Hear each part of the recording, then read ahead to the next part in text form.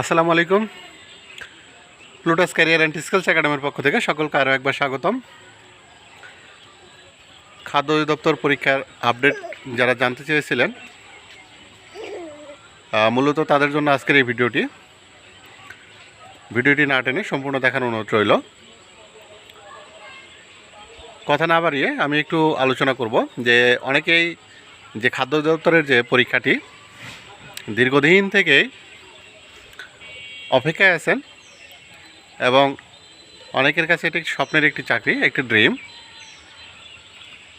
এখানে বিশেষ ধরনের সুযোগ সুবিধা থাকা কারণে এখানে কিন্তু প্রার্থীর সংখ্যা অনেক বেশি থাকে। উপখাদ্য পরিদর্শক, সহকারী উপখাদ্য পরিদর্শক এগুলোতে পদসংখ্যার চেয়ে আবেদন সংখ্যা কিন্তু অনেক গুণ বেশি। এখানে কমপক্ষে প্রতিটা পদে প্রায় 2 লাখ 3 লাখ করে কিন্তু আবেদন পড়েছে। সুতরাং বুঝতেই পারছেন পরীক্ষার প্রস্তুতি কতটা শানিত হতে হবে। তো যারা জানতে চেয়েছিলেন যে পরীক্ষাটা কবে নাগাদ অনুষ্ঠিত হতে পারে,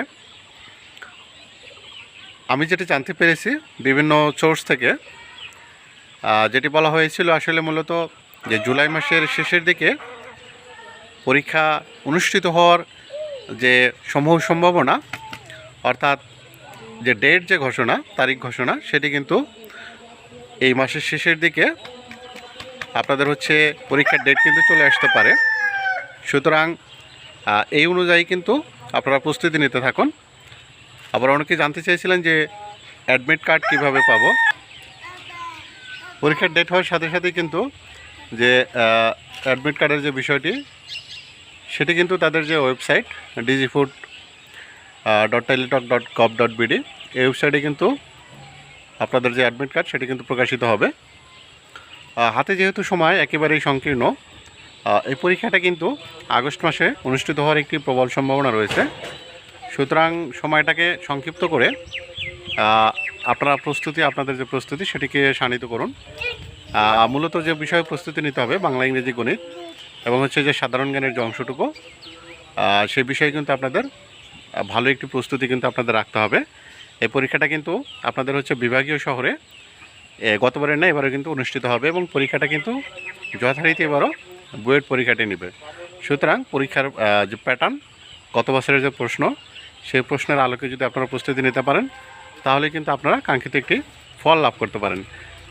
এখানে আরেকটি বিষয় বলবো যে যারা নতুন পরীক্ষার্থী আছেন, এখানে কিন্তু এমসিকিউ এর যে সিস্টেম, সেখানে যথেষ্ট সময় পাওয়া যায়। অন্যান্য পরীক্ষার তুলনায় এখানে সবচেয়ে বেশি সময় কভার করা যাবে। এখানে সময় থাকে 90 মিনিট। এই 90 মিনিট অর্থাৎ 1.5 ঘন্টা সময়। এই 1.5 ঘন্টার সময় আপনাকে পরীক্ষাটি দিতে হবে। পরীক্ষার যদি আমি একটু শর্ট সাজেশনের কথা বলি, সেটি আপনারা যেটি চেষ্টা করবেন যে বিগত খাদ্য অধিদপ্তরের যে পরীক্ষাগুলো হয়েছে সেই পরীক্ষাগুলোর প্রশ্নগুলো অবশ্যই একটু ফলো করবেন।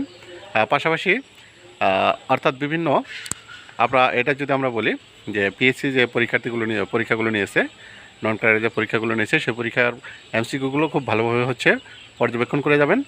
পাশাপাশি সাম্প্রতিক যে ঘটনাগুলো আছে এগুলো অবশ্যই চোখ বুলিয়ে যাবেন। আশা করি আপনারা আপনাদের যে শানিত প্রস্তুতি সেটা আরও শানিত করতে পারবেন। দিন শেষে আপনাদের সফলতা কামনা করছি। সকলেই ভালো থাকবেন। আমার যদি এই ভিডিওটি ভালো লাগে থাকে তাহলে অবশ্যই বন্ধুদের সাথে শেয়ার করবেন, একটু লাইক দিবেন এবং সাবস্ক্রাইব করে এই প্লুটাস ক্যারিয়ার অ্যান্ড স্কিলস একাডেমির পাশেই থাকবেন। ধন্যবাদ। আল্লাহ হাফেজ।